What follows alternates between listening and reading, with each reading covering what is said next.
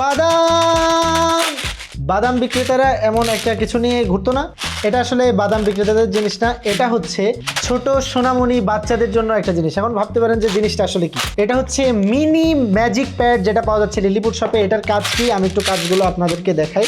ধরেন যে দেখেন এখানে কি করছে, ওরা একটা লাভ আঁকাইছে, তারপরে দেখেন 2+5 লিখছে। আমরাও ধরেন এখানে লিখবো 2+, আর এটা করতে কিন্তু ভালোই মজা লাগতেছে। আপনি দেখা গেল যে রান্না বান্না করতেছেন আর আপনার সন্তান খেলাধুলা করবে বা কিছু একটা করবে, সে কিন্তু এটা নিয়ে অনেকক্ষণ 2+5 কত হয় 7, তো সে এইভাবে এই যে ধরেন 7টা লিখলো, এই যে 7 এই জিনিসটা, আর একটু চলে গেল, না না চলে যাবে না। এই ধরেন আমি পুঁথিতে টান দিছি, তো এখন মনে হচ্ছে সবকিছু শেষ, কিন্তু এই দেখ 2+7টা লেখা আছে। আমি এটা আবার ভেতরে, আর ভেতরে নিতে হবে কি হবে, এই দেখ চাপ দিলেই চলে যাবে। আর এটা কিন্তু খুবই মানে মনে হচ্ছে যে আমি এটা বদ অভ্যাস টাইপের একটা জিনিস, মানে আমি এরকম বারবার এটা করতেছি।